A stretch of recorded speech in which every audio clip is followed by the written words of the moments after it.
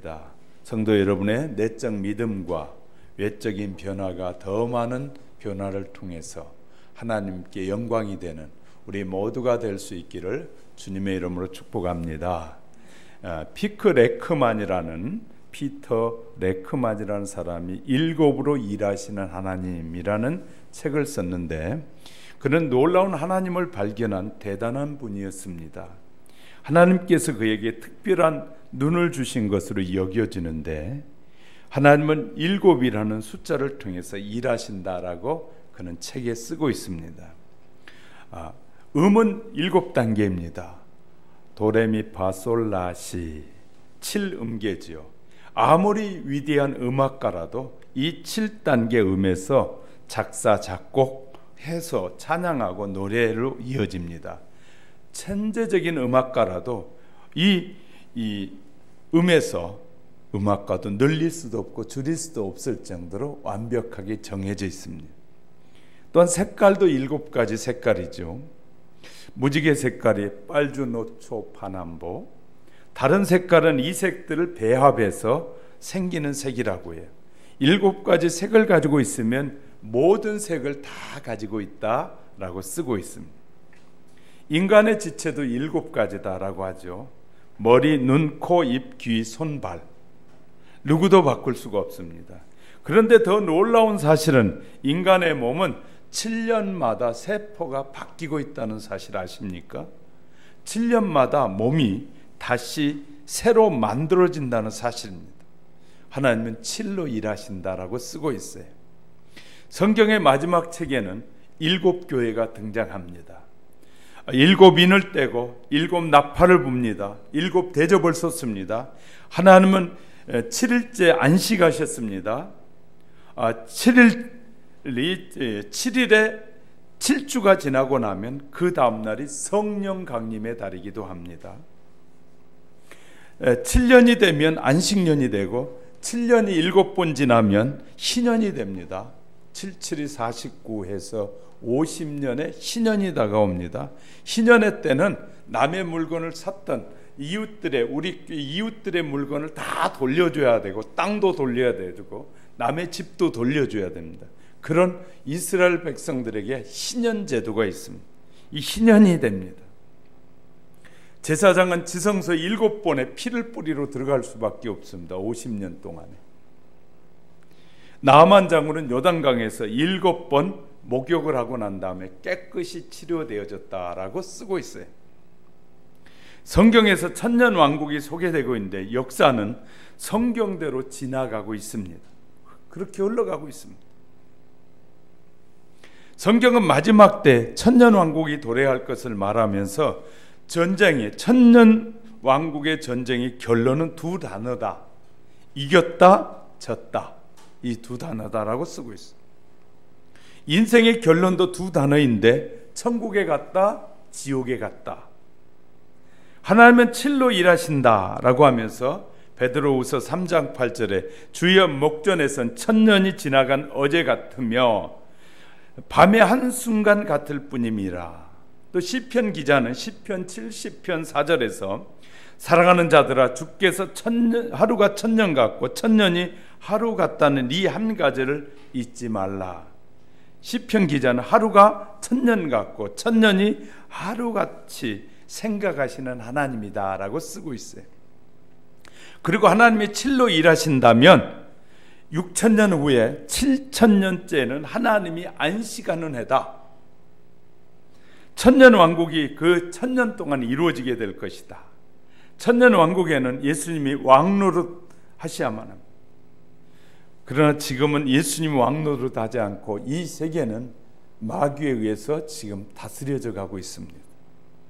그런데 이제 다가오는 7천년이 되는 그 해는 천년 동안 예수 그리스도께서 그 일을 감당하실 것이다. 그리스도 일꾼은 한마디로 말하면 이런 하나님의 비밀을 맡은 자다라고 우리에게 말씀해 주고 있습니다. 오늘 본문에서 하나님께서는 바울로 하여금 고린도 성도들에게 우리는 그리스도의 일꾼이요 하나님의 비밀을 맡은 자로 여길지어다. 그리고 맡은 자에게는 구할 것은 충성이다 라고 말씀하고 있습니다. 여기서 비밀의 정의가 무엇일까요? 국어 사전에 살펴보면 넌지시 감추어져서 드러나지 아니하는 일이라고 비밀을 설명하고 있어요. 이것은 정확한 정의가 아닌 것이죠. 감추어져서 드러나지 않으면 비밀이 아니죠. 비밀의 정확한 정의는 이렇게 말해야 됩니다. 알 사람은 꼭 알아야 하고 알지 못해야 할 사람은 꼭 몰라야 되는 것이 비밀이다. 이렇게 정의돼야 정확한 정의가 가능한 것이죠. 그런데 하나님께서 믿음으로 살아가는 자녀들에게 오늘 7가지의 비밀을 알려주고 계셔요. 그 말은 성도들로서 하나님의 일꾼들로서 당연히 이 비밀을 뭐하고 있어야 된다? 인지하고 있어야 된다. 알고 있어야 된다. 하나님께서 우리에게 다양한 하나님이 우리에게 보여주신 이 비밀들을 알고 있어야만이 마지막 때 세상을 이길 수 있고 마지막 때 수많은 유혹에서 벗어나고 주님을 만나는데 필요하기 때문에 우리에게 하나님께서는 그의 일꾼들에게 비밀을 알려주고 계신다라는 것입니다. 성도들은 반드시 알아야 한다는 거죠. 모르면 생명을 얻을 수가 없기 때문이죠. 당연히 하나님이 우리에게 보여주신 이 비밀을 알아야만이 우리는 생명을 얻을 수 있고 이 비밀을 잘 모르면 생명을 잃을 수 있다는 것입니다. 다시 말해 마지막 때 영적 전쟁이 더 심각해지는데 사탄의 도전이 강해질 텐데 그 사탄의 도전이 강해질 때도 이 비밀을 알고 있으면 우리는 사탄이 아무리 많이 하나님의 백성들 공격이 온다 할지라도 행복하고 평안하고 즐겁게 신앙생활을 할 수 있다는 거예요. 할렐루야. 비밀을 모르는 사람들은 두려워하고 걱정하고 염려하겠지만 비밀을 아는 사람들은 걱정할 필요가 없다는 거예요. 왜? 하나님께서 우리와 함께 하신다는 사실을 알기 때문이다. 할렐루야. 그래서 이 비밀을 잘 아는 것은 중요하다고 우리에게 말씀해 주고 있습니다. 오늘 바울을 통해서 모든 성도들에게 말씀하시는 7가지의 비밀을 알아가는 귀한 시간이 되길 기대합니다. 또한 성령님께서 우리 온 성도들에게 하나님께서 드러내고 계시는 그 약속들을 더 깊이 깨달아가는 복 있는 시간이 되시기를 주님의 이름으로 축복합니다. 첫 번째, 수많은 성도들은 그리스도의 일꾼이다라고 선언하고 있어요. 본문 1절에 보면 일꾼은 노예선 밑창에서 노젓는 노예를 지칭하는 단어가 바로 일꾼입니다. 말하자면 일꾼은 그리스도의 자녀가 돼서 그리스도의 하수인으로서 가장 천한 일도 해내는 종이란 뜻인데 바울은 본문 3장 22절에서 바울이나 아볼로나 게바나 모두가 다 너희의 것이다 라고 말한 바가 있습니다. 여기에서 사역자, 하나님의 일을 하는 사역자들이 너희의 것이라고 말하고 있으니 마치 그리스도 일꾼들은 고린도 성도들이 볼 때는 일꾼들은 자기들이 고용한 일꾼이라고 착각하고 있었다는, 다시 말해 교회 리더들을 말하는 거죠. 교회 리더들이 성도들의 일꾼이라고 착각하고 있었다는 거예요. 교회 일꾼은, 사역자들은 뭐냐면 성도들에게 7가지의 비밀을 잘 설명해 가르쳐줘서 성도들이 그 비밀을 알고 하나님을 섬기고 일하는 더 좋은 일꾼이 되게 하기 위해서 세워진 사람이다. 할렐루야. 그런데 고린도 교회 안에는 분파가 생기기 시작했어요. 바울파, 게바파, 베드로죠. 게바파, 이런 파들이 생기기 시작했어요. 아볼로파, 그 다음에 또 유대파, 유대인들끼리 또 전하는 유대파, 이런 파들이 생기기 시작했어요. 그렇게 생김으로 말미암아 교회가 요란해지고 어려워졌다는 거예요. 한국교회 많은 분쟁들이 이렇게 분쟁이 한국교회도 일어나고 있어요.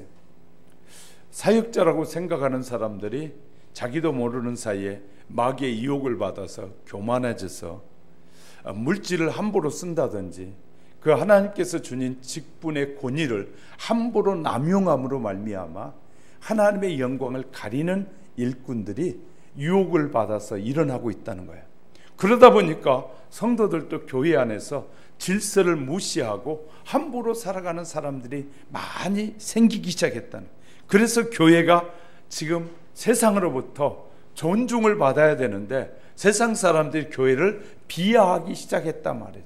이것은요 모두 다 우리들의 책임입니다. 우리가 하나님의 말씀대로 살지 못한 심각한 삶의 문제 때문에 일어나는 거예요. 바울이 우리가 다 그리스도의 일꾼이라고 하고 있는데 우리는 다 너희 거라 너희 것이라고 하는 것은 고린도 성도들의 교만을 지적하는 것입니다.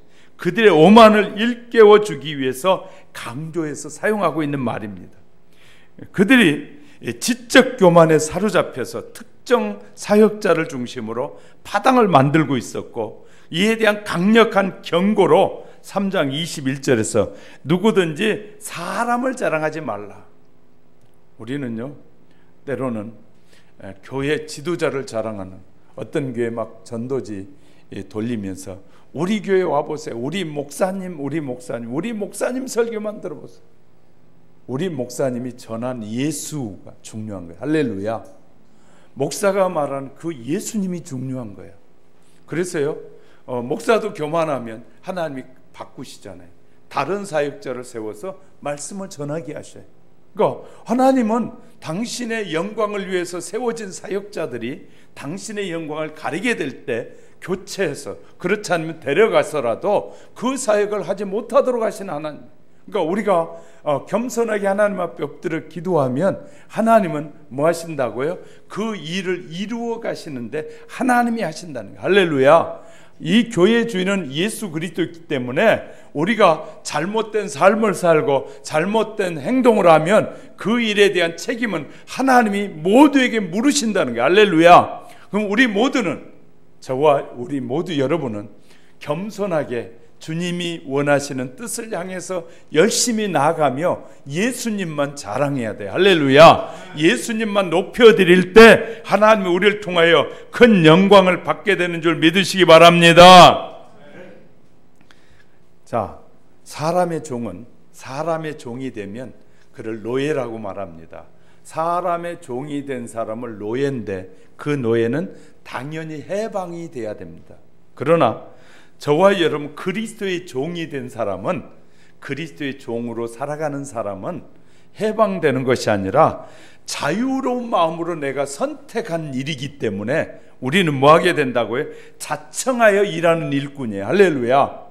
저와 여러분은 하나님의 은혜에 감사함으로 일하는 믿음의 사람들이에요. 할렐루야. 자청하여 그리스도의 종이 된 사람들이에요. 우리는 해방이 아니라 주님께 충성하는 사람들이라는, 충성해야 될 사람들이에요. 사역자와 우리 모두는 주님이 기뻐하시는 하나님께 영광이 되는 열심 있는 거룩한 일꾼으로 날마다 승리의 삶을 살아가는 우리 모두가 될 수 있기를 주의 이름으로 축복합니다. 자, 일꾼은 하나님의 비밀을 맡은 자다. 두 번째 말씀드려요. 본문 1절에서 하나님의 비밀을 이해할 수 없는 어떤 것이 아니라, 비밀이라는 것은 이해할 수 없는 것이 아니라 인간의 지성이 도달할 수 없는 것을 비밀이라고 말해요. 우리의 지식으로, 우리의 생각으로, 우리의 삶으로 그 뜻을 다 알지 못하는 것을 하나님의 비밀이다. 하나님의 비밀. 자, 하나님의 비밀이란 사람들의 눈에는 어리석게 보여요. 그래서요, 십자가의 도가 하나님의 비밀이에요. 그래서 십자가의 도를 사람들 앞에 말하면, 아니 그분이 죽었는데 왜 그분이 나를 위해 죽겠어? 나는 그분 알지도 못하는데 하고 알지 못한다고 그래. 그런데 예수 그리스도를 나의 구주로 고백한 사람들은 십자가의 도를 설명하면 막 은혜가 되고 눈물이 쏟아지고, 나를 위해서 십자가에서 물과 피를 아낌없이 쏟으신 그 그리스도로 말미암아 감동, 감화가 일어나는 거예요. 이것은요, 그리스도의 비밀을 내가 알기 때문인 것이. 할렐루야. 세상 사람 알지 못하는 그리스도의 비밀을 우리는 아는 것이죠. 알게 되어지는 것이죠. 뿐만 아니죠. 다양한 것들을 우리가 깨닫게 되는데, 복음의 진리는요, 사람들이 알지 못합니다. 예수 안에 있는 하나님의 진리, 일꾼들이 이런 진리의 비밀을 알고 있습니다.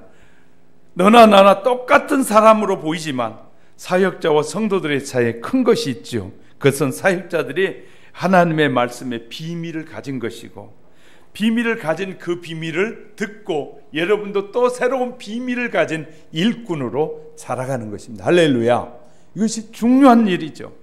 사역자는 하나님의 말씀을 미리 깨달아서 십자가의 도의 진리에 미리 도착한 사람이라면 성도들은 그 도를 배우고 깨달아서 그의 진리의 도에 도착해서 함께 그 비밀을 이루어가는 사람이 성도들이라는 것이죠. 일꾼이라는 거예요. 그래서 하나님의 사역자들의 비밀에 대한 책임이 있는데 어떤 책임이냐? 첫째는 그 진리를 보존해야 될, 이 하나님의 비밀을 보존해야 될 책임이 있고, 두 번째는 그 진리를 계속해서 다른 사람에게 전해야 될 책임이 있습니다. 또한 그 진리를 위해서 제자를 양성하고 이 제자들로 하여금 복음을 전하도록 해야 될 책임이 있는 것입니다. 이것을 기억하고 최선을 다하는 저와 여러분이 될 수 있기를 주님의 이름으로 축복합니다. 하나님이 여러분을 사랑합니다. 주님은 여러분을 사랑합니다. 성령님은 여러분을 사랑합니다. 그래서요, 우리는 우리들의 일꾼들에게 보이신 7가지 비밀을 살펴보려고 하는데, 7가지 비밀을 이 시간 제가 여러분에게 설명할 때 여러분의 마음속에 7가지 비밀이 새겨지시기를 주의 이름 축복합니다. 하나님께서 우리에게 경건의 비밀을 말씀하셨어요. 경건한 비밀. 이 디모데전서 3장 16절에서 말하죠. 가장 큰 비밀은 하나님이 사람이 되셨다는 것이 가장 큰 비밀이다. 하나님이 사람이 되셨다. 그러면 뭐라고 말하냐? 개가 사람이 되지 어떻게 하나님이 사람이 돼 하고요? 안 믿어요. 비밀입니다.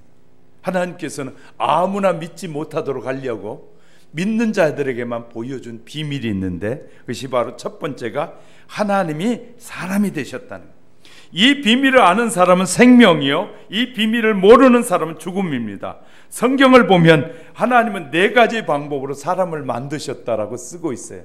아마 처음 들어볼지 모르겠어요. 4가지 방법으로 사람을 만드셨다. 첫째, 흙으로 사람을 만드셨죠. 미드라시라는 책에 보면 하나님은 아브라함이 이삭을 바치려고 했던 모리아 산에서 흙을 모으셔서 그 흙으로 8시간에 손을 빚어가지고 8시간 동안 손을 빚으셔서 아담을 만드셨다라고 쓰고 있어요. 그 책에서. 다른 창조물은 모두 입에서 나온 말씀으로 창조하셨습니다. 아담은 손으로 수고하여 만들었다라고 쓰고 있어요. 두 번째, 여자 없이 남자에게서 여자를 만드셨다. 창조의 비밀 속에서 여자 없이 남자에게서 여자를 만드셨다. 아담이 잠들어 있는 사이에 갈비뼈를 빼서 그 갈비뼈로 여자를 만드셨어요. 남자의 재료는 흙이고 여자의 재료는 남자의 갈비뼈다. 세 번째는요, 남자와 여자가 결합하여 태어난 것이 우리들입니다. 사람을 만드시는 방법이 여러 가지 방법으로 만드셨다는 것을 말해요.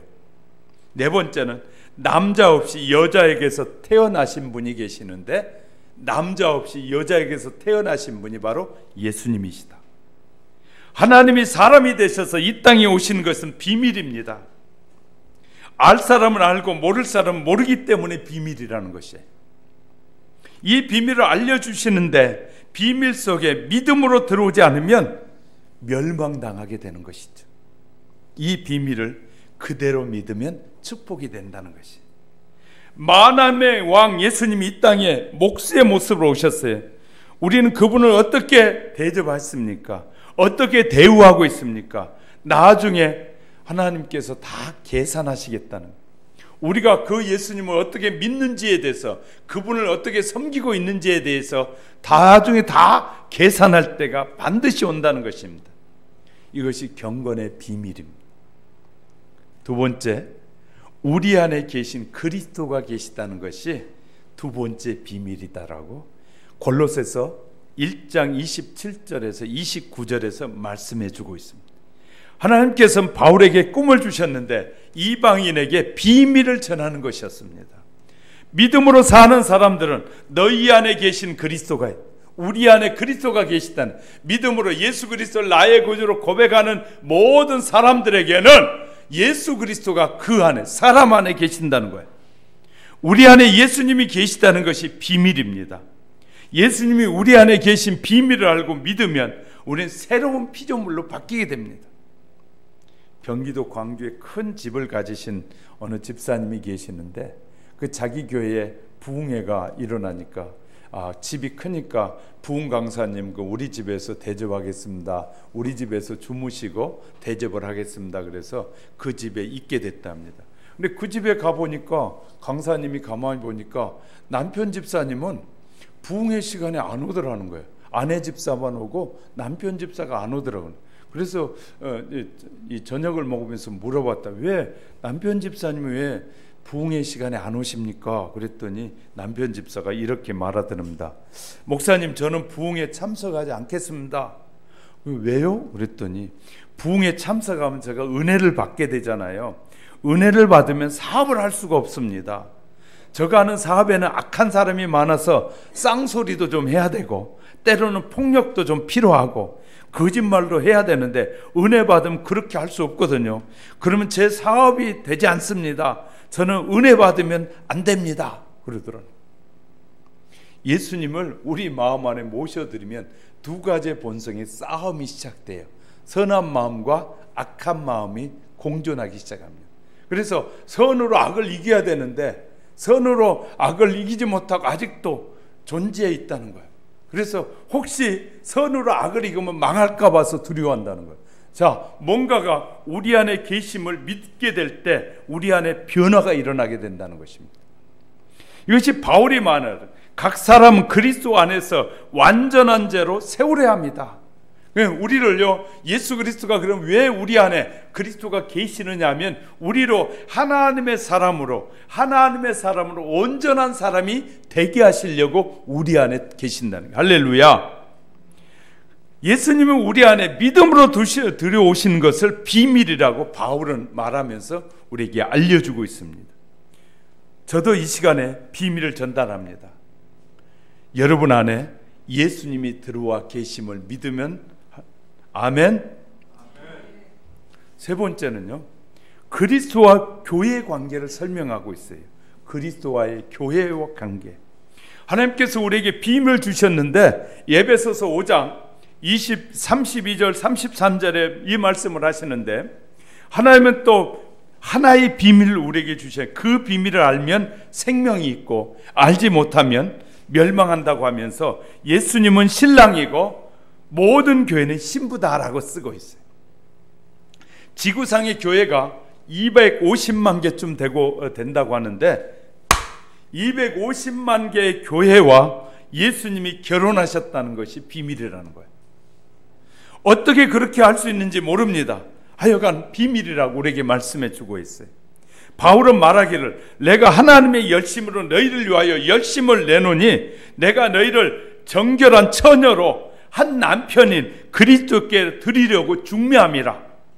남편은 한 분이신데 바로 예수님이라는, 너희들을 모두를 중매하고 싶다. 예수님께 중매해서 예수님을 다 만나서 그분 안에서 행복을 누리길 원한다. 행복을 누리기 원한다. 그래서 천천히 대강하는 것이 아니라 하나님의 주신 열심히 너희를 예수님과 만나서 영원한 행복한 삶을 살게 하기를 원한다. 이것이 바로 교회를 통해서 일하시는 하나님의 비밀이다. 비밀이다. 교회는 바로 예수님이 신랑이고 교회는 신부다. 이것이 비밀이에요. 여러분 대부분이 아는 것일 거예요. 네 번째, 이스라엘의 회복을 비밀로 우리에게 말씀해 주셨다. 로마서 11장 25절에 말씀하고 있어요. 바울은 우리에게 심각한 얘기를 해줍니다. 지혜가 있다고 하면서 한 가지 비밀을, 신비를 모르면 안 된다고 말하는 것이죠. 그 신비가 바로 비밀인데, 이방인의 수가 차기까지 이스라엘 백성들이 우둔하여 예수님을 모르는 상태로 살아가는 것이 비밀이다. 이스라엘이 예수님을 우리가 다 알기까지 이스라엘이 예수님을 잘 모르게 감춰버렸다는 거예요. 예수님이 드러나지 않는다는 거예요. 그래서 저와 여러분 잘 알아야 될 것은 이스라엘 사람들이 예수님을 알기 시작하면 그때가 종말의 때다. 그런데 놀라운 것은요, 지금 7월 달에 이스라엘에서 한국 성도들이 100명 이상이 가서 이스라엘의 크리스찬들과 이스라엘에 있는 이 파송된 선교사들과 함께 이스라엘에서 이스라엘의 회복을 위해서 기도회가 벌어져. 그런데 그 일에 누가 초청됐냐면 이스라엘의 총리가 와서 축사를 하겠다는 거예요.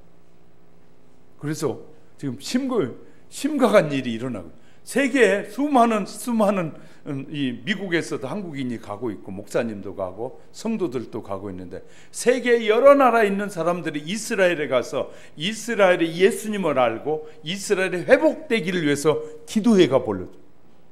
그런데 그 일에 이스라엘의 총리가 참여하겠다는 거예요. 근데 뭐냐면, 우리가 가서 이방인이 유대인을 핍박한 거에 대한 잘못을 우리가 회개합니다 했더니 그쪽에서 오케이, 너무너무 좋다는, 지금까지 세계 그 어떤 나라도 이스라엘을 핍박하고 이스라엘을 핍박한 거에 대해서 잘못했다고 회개하는 사람이 없는데, 세계에서 유일하게 한국에서 그 일이 시작돼서 간다고 하니까 총리가 너무너무 좋아하면서 참여하겠다는 거예요. 이스라엘의 회복은 뭐 한다는 거예요? 마지막 때가 가까이 오고 있다는 사실을 우리에게 알려주는 것이다. 그래서 이스라엘의 비밀을 우리에게, 그래서 지금요, 이스라엘의 예수님을 잃어버려 가지고 2000년 동안 세계에 방황하다가 지금 이스라엘에 모이기 시작했어요. 세계에 흩어진 사람들이 이스라엘로 돌아가고 있는 거예요. 이것은 종말의 때라는 사실이에요. 그것이 바로 비밀이라고 설명하고 있어요. 네 번째는 큰 바벨론이 있다는 사실을 비밀로 알려준. 자, 큰 바벨론, 계시록 17장 5절에 보면 말씀합니다. 큰 바벨론이 비밀이라고 하면서 역사는 반복되어 가고 있다. 지금 세상은 바벨론 문화로 돌아가고 있어요. 무너뜨려지고 이 바벨론 문화가 무너져야 되는데 바벨론 문화가 지금 형성되고 있는 것이, 마지막 때는 바벨론 문화가 무너지고 신앙의 문화로 바뀌어야 되는데 이 잘못돼 가고 있는 것이. 창세기 11장 바벨론이 막 번성하게 되니까 뭘 했느냐면 바벨탑을 쌓기 시작해요. 우리 하나님께 우리의 힘으로 도달하래. 그분께 나가리라. 하나님께 도전하는 바벨탑을 쌓는 일이 다시 지금 재현되어지고 있다. 바벨론 문화라고 해요. 이 바벨론 문화가 여러 가지 형태로 우리에게 나타나고 있는데, 이 바벨론 문화가 다시 부활하고 있다. 살아나고 있다. 바벨론 문화에 대해서 사람들이 놓치고 있는데, 바벨론 문화가 지금 마지막 때 다시 재현되어지고 있다는 사실을 말하고 있는 것이에요. 바벨론 문화를 따라가든지 아니면 차라리 죽든지 피난처로 숨든지 해야 될 때가 오고 있다는 것이에요. 마지막 때 이 바벨론 시스템은 물질 문화, 두 번째 배도 문화, 세 번째 음란 문화, 네 번째 핍박 문화, 이 네 가지 문화가 바벨론 문화예요. 이 네 가지 문화인데, 반딧불이 있는 곳에는 1급 청정지역이라고 해요. 1급 청정지역. 반딧불은 공기 나쁜 곳에 놓으면 금방 죽어버려요. 빠가사리라는 물고기가 있는데 2급수로 내려가면 물이 2급수로 변하면 금방 그냥 오염돼서 죽고 말아요. 바벨론 문화는 세계 통일 정부로 정치적인 국가로 지금 다시 재현되어지고 있어요. 그래서 하무라비 법전이라는 얘기 들어봤는지 모르겠어요. 이슬람 사람들이 많이 쓰는 하무라비 법전에는 이는 이로, 눈은 눈으로 법이 엄격한 지배하는 정치적 국가입니다. 하무라비에 의해서 만들어진 법은 바벨론 왕 중에 한 사람이었던 하무라비가 경제적 통일을 하고 풍부한 자원과 농경의 농지와 화장품과 향수를 그 시대에 발달하게 돼요. 그래서 이 하무라비 시대에 세계 무역의 중심이 되자 바벨론의 무역업자들이 아라비아, 인도, 시리아, 페르시아 온 세계를 다니면서 무역을 하기 시작합니다. 바벨론은 수술과 이 의료시설이 발달하게 되고 교육 분야도 최고로 발달하기 시작합니다. 그래서요, 십진법과 비슷한 숫자 계산 방법, 별의 운행에 관한 연구들이 이 첨단이 이곳에서 출발하고 있어요. 뿐만 아니라 일식과 월식의 날짜를 예측하고 하는 그런 점성술이 발달하기 시작했어요. 바벨론 사람들은 호화롭게 사치를 즐기면서 제국에 대한 굉장한 자부심을 가지고 있어요. 그들은요, 세계를 지배할 수 있다는 자부심, 지금 이슬람이 세계를 지배하기 위해서 지금 놀랍게 세계 번창해 가고 있어요. 그래서 유럽이 이슬람화가 돼 가고 있어요. 왜? 배를 타고 지중해를 건너간 수많은 피난민들이 모두 다 대부분이 이슬람 종교 사람들이에요. 그래서 구라파가 상당히 많은 사람들이 이슬람에 의해서 점령당하고 있다. 세계가 이슬람화돼 가고 있다는 것이 심각한 문제가 일어나고 있죠. 바벨론 문화의 두 번째는 배도 문화입니다. 요한은 말하기를 마지막 때 교회들은 하나님을 배반하는 시스템이 될 것이다. 하나님을 배반하는 사람들이 많이 나오게 될 것이다. 미국의 큰 교회 목사님들 중에 하나님을 배반하는 목사님들이 생기기 시작했어요. 우리 미국은 타락한 나라라고 말씀드렸어요. 저는 여러 번 말씀드렸어요. 다 큰 교회 목사님이라고 다 한 것이 아니에요. 적은 교회 목사님 중에서도 이 배도하는 목사님들이 나오고 있어요. 심각한 문제가 있어요. 생기고 있어요. 하나님을 섬기려면 이런 환경에서 벗어나야 됩니다. 짐승 정부가 하는 일은 뭐냐면, 짐승 정부 자기를 경배하게 한다라고요. 계시록 13장 12절에 말씀하고 계시고, 경배하지 않는 자들을 죽이게 된다는 거 계시록 13장에 말합니다. 손과 이마에 표를 받게 할 것이라고 계시록 13장 15절에서, 또요, 표를 받지 않는 자는 매매를 하지 못하게 할 것이라고 말. 그래서 통일정부, 통일경제, 통일종교 시대가 올 것인데, 이것을 우리 현대 말로 하면 글로벌 시대, 세계화 시대, 지구촌 마을이라는 말로 바뀌어져서 우리에게 사용되고 있어요. 글로벌 시대가 됐으니까 우리는 깨어 있어야 되는데, 글로벌 시대가 됐으니까 그냥 편히 살 것이라고 생각하는 것은 굉장히 조심해야 될 이야기입니다. 우리는 글로벌 시대, 세계화가 되는 것은 저와 여러분이 마지막 때가 되고 있다는 사실을 기억하셔야 돼요. 할렐루야. 바벨론 문화의 이 세 번째는 음란 문화입니다. 하나에서부터 10까지 모두 음란한 것이 바벨론 문화입니다. 요한은 증언하기에 주시기를 계시록 17장 3절 4절에서 바벨론은 음료로 표현했는데, 음료라는 표현부터 음란하죠. 자기 남편이 있으면서 다른 남자와 이 간음하는 여자를 음료라고 말하는 것이에요. 그 음료예요. 여자는 많아도 아내는 하나입니다. 남자는 많아도 남편은 하나입니다. 신은 많아도 하나님은 한 분이십니다. 하나님 외에 다른 신을 섬기는 것을 영적 음료라고 말하는 것이에요. 성경은 내가 보니 여자가 붉은 빛 짐승을 탔는데, 그 짐승의 몸에 하나님을 못 오가는 이름이 가득하고, 하나님을 못 오가니까 음료입니다. 바벨론 문화는 음란 문화입니다. 세상이 다 혼탁하고 교회만은 거룩해야 합니다. 이런 문화에서 그리스도인들이 나와야 됩니다. 지금 얼마나 우리나라 문화도 음란해져 버렸는지 몰라요. 다음 주 토요일 날 교회 축제 하잖아요. 동성연애자들 옷을 다 벗고 시청 앞을 누비는 문화. 우리는요, 대한문에서 반대편에서 기독교인들이 모여서 이 오후 1시부터 집회를 할 것입니다. 이 동성연애자들이 서울 시내 중앙을 누비지 못하도록 반대 집회를 할 겁니다. 여러분 갈 수 있는 분들은 이 토요일 날, 이번 주 토요일 날 1시부터 가면 대한문 앞에서 전국에 있는 교회들이 모이는데, 각 지역마다 모이고 서울에 있는 교회들은 대한문 앞에서 모입니다. 왜? 이 짐승의 문화이거든요. 이 문화가 지금 한국에 깊이 들어오고 있어요. 그 문화에 가장 먼저 접촉한 사람들이 돈 있는 사람, 의사들, 권력 있는 사람들이 그 문화에 집착하고 있어요. 그렇기 때문에 법이 만들어지는 거예요. 서민들 속에 일어난 문화라면 법을 제정하지 못해요. 그런데 이 힘있고 권력 있는 사람들이 그 문화에 빠져드니까 법을 바꾸자고 자꾸 말하고 있는 거예요. 그것을 찬동하는 우리 시장도 있잖아요. 그것을 찬동하는 유엔 총장도 있잖아요. 이런 문화, 마지막 멸망의 문화예요.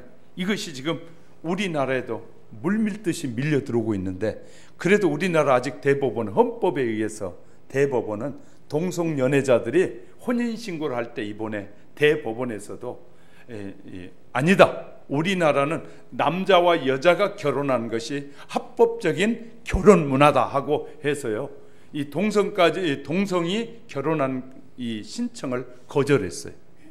아직은 그래도 우리나라 그래도 하나님이 사랑하신 나라인 것 같아요. 이런 심각한 문화에 지금 세계가 빠져들어가고 있다. 종말에 이것이 바벨론 문화예요. 네 번째, 바벨론 문화의 핍박 문화입니다. 핍박 문화. 창세기 이후에 바벨론이 일어서면서 무시무시한 방법으로 이스라엘을 핍박했어요. 성전을 박살냈고요. 바벨론이 이스라엘의 성전을 박살냈고 국가를 모조리 포로로 잡아간 나라가 바벨론입니다. 인정사정 없이 기독교를 핍박한 나라였고요. 성전을 파괴한 후에 성물을 가지고 와서 가정스러운 그릇에다가 이 술을 따라서 마시면서 하나님을 기만하고 조롱한 사람들이 바벨론 사람들입니다. 기도하는 사람들을 잔인하게 사자굴에 집어넣었고요. 불 속에 던진 사람들이 바벨론의 사람들이에요. 그 바벨론이 계시록에 부활한다고 17장 6절에서 내가 보면 이 여자가 성도들의 피와 예수의 증인들의 피에 취한지라 내가 그 여자를 보고 놀랍게 여기고 크게 놀랍게 여겼다. 성도들의 피를 마셨다는, 막 성도를 핍박해서 그 핍박에 막 피가 쏟아진 것을 그 여자가 마신다는 거예요. 그것이 계시록 17장 5절에서 우리에게 소개해 주고 있어요. 자, 얼마나 피를 많이 흘렸는지 피에 취할 정도로 이 음녀에게서. 앞으로 마지막 때 부활한 음녀 바벨론은 기독교의 사상을 초월할 정도로 핍박을 가해올 것입니다. 마지막 핍박이지만 생각만 해도 끔찍할 일들이 우리 앞에 도래하고 있는 것이에요. 이제 순교의 각오를 하지 않으면 안 되는 시간이 다가오고 있어요. 수많은 믿는 자들이 배교할 것입니다. 예수 믿다가 그렇게 믿는 것보다는 편히 살고 싶어 짧게 편히 살고 영원토록 멸망을 받을 시대가 오고 있다는 거예요. 저와 여러분이 이 비밀을 알고 있어야 어떤 환난 가운데서도 믿음을 지킬 수 있는 줄 믿으시면 크게 아멘. 여섯 번째요, 불법의 이 비밀을 우리에게 알려주셨어요. 여섯 번째 비밀은 불법의 비밀. 데살로니가 후서 2장 7절의 말씀입니다. 마지막 때는 불법이 활동할 것이라고 예언했어요. 예수님이 복음을 전하시다가 잠시 감람산 위에 앉으셨더니 조금 한가한 시간에 예수님은 진리의 말씀을 제자들에게 전해 주었더니 그때 제자들이 주님 곁에 앉아 조용히 질문하기를, 마태복음 24장 12절 13절, 주님의 임하심과 세상 끝날에는 무슨 징조가 있겠습니까? 예수님께서는 세상 끝에 있을 징조를 많이 말씀하시던 중에 가장 먼저 하신 말씀이 거짓 그리스도에 대한 말씀입니다. 그리고 마지막 때 중요한 징조 중에 하나가 불법이 성령하게 될 것이다. 불법이 만연해질 것이다. 이러한 불법이 더욱 극성을 부릴 것입니다. 어떤 불법이냐? 동성결혼, 두 번째 테러, 세 번째 낙태. 자, 동성연애는 벌써 시작됐죠. 테러, 바다 위에서는 바다는 위에서는 잔잔한 것 같아도 속에는 막 요동치면서 바다가 흐른다고 해요. 마찬가지로 세계가 겉으로 보면 살기 좋은 것 같아요. 그래, 보기도 좋은 것 같고, 세계가 이렇게 성장이 좋은 것 같아요. 그런데 영적으로는 치열한 전쟁이 벌어지고 있다. 영적 전쟁. 암흑의 세력이 오늘도 우는 사자같이 삼킬 자를 두루 찾고 다닌다고요 하고 있어요. 세계 통일 정부를 이루려는 세력들은 인간 감소를 감행하는데 그 중에 한 방법이 테러입니다. 사람을 죽이는 것이 인간을 지구에서 줄이는 방법 중에 하나예요. 테러는요, 반드시 그 테러를 일으킨 집단이 있고 테러를 일으키는 사람이 있다는 거예요. 우연히 테러가 일어나는 것이 아닙니다. 보통 사람에게 보이지 않는 배후라는 말이 있잖아요. 누가복음 21장 11절에 또 무서운 일과, 이 말은 성경에서는 테러로 번역해요. 무서운 테러가 일어난다. 겁에 질리게 하는 사건이 이 마지막 때 많이 일어나. 막 테러가 막 크게 일어나가지고 저런 일이 있어. 어떻게 저렇게 사람들을 막 이 난도질에 죽여. IS 같은 이런 테러들이 나타나서 사람들을 겁나게 한다는 그런 테러의 시대가 우리에게 도래한다. 테러는 불법이잖아요. 테러가 만연해지는 시대. 세 번째는요, 낙태, 생명을 죽이는, 사한 노인을 죽이는 것을 고려장이라고 해요. 고려장은 살아있는 노인을 산에 갖다 버리는 것을 고려장이라고 하는데, 태어날 생명을 죽이는 것을 낙태라고 합니다. 성적 문란의 결과로 수많은 어린 생명들이 빛을 보기 전에 죽어가고 있어요. 모세 시대에는 태어나자마자 나일강에 이 바로에 의해서 죽은 아이가 성경에 나오지 않지만 미드라쉬에는 60만 명을 죽였다라고 나오고 있어요. 60만 명을 바로가 죽였다는 거예요. 예, 남자는 죽이고 여자아이는 살려주라고 그랬잖아요. 그때 60만 명을 죽였다는 거예요. 예수님 당시에 헤롯이 예수님이 태어날 때 예수님이 태어난 것을 알리지 않았다고 해가지고 예수님이 태어날 때를 중심으로 3살 아래 아이를 죽였는데, 헤롯이 이 미드라쉬에는 이 외경에는 60만 명을 죽였다고 나오고 있어요. 그러니까 엄청난 살인이 벌어진 거예요. 요즘 수백만의 사람들이 죽어가는데 세계에서 한국을 이런 별명을 붙여줬어요. 무슨 별명이냐? 낙태천국이다. 한국이. 낙태천국이 한국이다. 지금요, 필리핀이라는 나라에서는 이 카톨릭이 하면서 낙태를 금지해가지고요 난리가 났는데, 이번에 새로 대통령이 된 사람이 낙태 금지를 해제합니다. 그 공약을 걸었더니 국민들이 환호하면서 그를 찍어줬어요. 이번 7월 달에 그분이 대통령이 되는데, 그는 자기가 이 다스리는 이 카가얀이라는 그 지역 옆에 다리오라는 지역인데, 그 지역에다가 시장을 하면서 29년 시장을 하면서 범죄자는 현장에서 쏴 죽여라 그래. 그래가지고 강도짓 한다든지 범죄자는 현장에서 죽였더니, 총을 쏴 죽였더니 그 지역에는 범죄가 다 사라져 버렸대. 그래가지고 그 대통령이 되면 이 필리핀 전역에 범죄자는 경찰이 현장에서 죽여도 된다. 그렇게 지금 한대 앞으로. 필리핀이 굉장히 지금 막 긴장을 하고 있다는 거예요. 지금 그런 시대, 막 사람을 죽이는 걸 쉽게 여기는 시대가, 지도자가 사람을 죽이도록 허락한다는 거, 이젠 그런 시대가 지금 도래하고 있어요. 우리나라도 누가 대통령이 될지 모르지만 그럴 사람이 나올 수도 있다는 거예요. 왜? 이렇게 범죄와 전쟁을 해도 범죄가 줄어들지 않고 이런 심각한 시대가 되겠다. 자, 우리는 이렇게요, 1년에 수많은 생명들이 타에 의해서, 자연사가 아니라 타에 의해서 죽어지는 테러가 엄청나게 많이 일어나고 있다는, 이런 시대가 된다는. 자, 하나님께서 우리에게 보여주신 마지막 7번째 비밀은 휴거의 비밀이, 고린도전서 15장 51절에서 55절에 말씀하고 있습니다. 또한 요한복음 11장 25절에서 26절에 예수께 이르시되 나는 부활이요 생명이 나를 믿는 자는 죽어도 살겠고 무릇 살아서 나를 믿는 자는 영원히 죽지 아니하리니 이것을 너희가 믿느냐? 지진보다 무서운 지구의 종말이 있다는 거예요. 지진보다 더 무서운 지구의 종말이 있다는 거예요. 우리는 하나님의 식구의 한 명이라도 더 찾아내기 위해서 최선을 다해야 됩니다.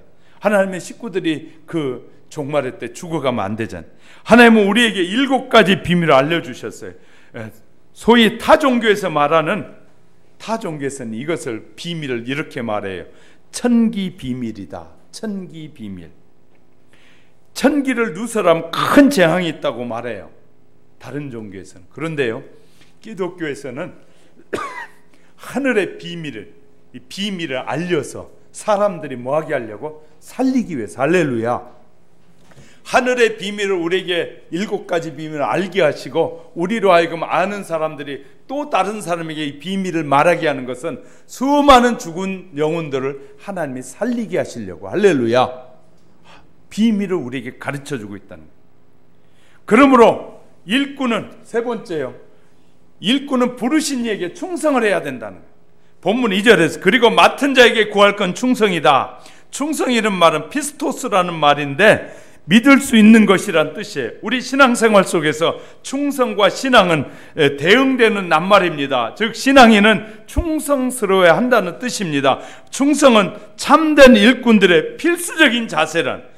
그러므로 그리스도의 종으로서 청지기가 된 우리는 맡은 일에 최선을 다해 그 일에 자기의 기분과 판단에 따라서 일해서는 안 되고 행동이 게을러서도 안 된다. 부지런하게 최선을 다해야 된다. 저도 마찬가지고 우리 성도 여러분, 하나님의 부르심을 받은 저와 여러분은 하나님의 일꾼으로 부르셨어요. 이 7가지 비밀을 알 뿐만 아니라 여러분에게 맡겨진 그 직분에 충성을 다할 때 하나님은 우리에게 영원한 나라를 예비하여 그 나라의 백성으로 살게 하신다는 거예요. 할렐루야. 여러분이 비밀을 알고 믿음으로 살아야만이 이 앞으로 장차 우리 앞에 도래해야 할 수많은 고난과 시련을 이겨 승리할 수 있다는 거예요. 저와 여러분이 하나님이 그 환난이 일어나기 전에 부름을 받으면 감사하겠지만 환난을 어떤 사람은 통과해야 될 것이에요. 그 환난 속에서 믿음을 지켜야 되기 때문에 이 비밀을 알고 여러분의 믿음이 날마다 자라고 성장하기를 주의 이름으로 축복합니다. 하나님의 주신 약속이 여러분 안에 믿어지길 주의 이름으로 축복합니다. 하나님의 말씀대로 부지런한 일꾼이 되시기 바랍니다. 우리를 하나님이 부르신 것은 주님의 교회를 잘 섬기라고. 주님의 교회, 이 교회의 주인은 예수님이셔요. 저가 아니라, 여러분이 아니라 우리는 주님을 잘 섬기는 일꾼들, 하나님의 말씀하시면 무엇이든지 그분을 위해서 충성을 다할 수 있는 그런 믿음의 일꾼들이 되시길 주의 이름으로 축복합니다. 그리하여 주님이 부르시는 날 우리를 맞이할 때 수많은 천사들이 쫙 도열해 있는 가운데 우리 이름을 하나씩 불러서 너는 나의 충성된 일꾼이었다. 이 나의 즐거움에, 나의 잔치에 영원토록 참여하라는 주의 음성을 듣는 우리 모든 성도들이 되시기를 주님의 이름으로 축복합니다. 축복합니다. 기도하겠습니다.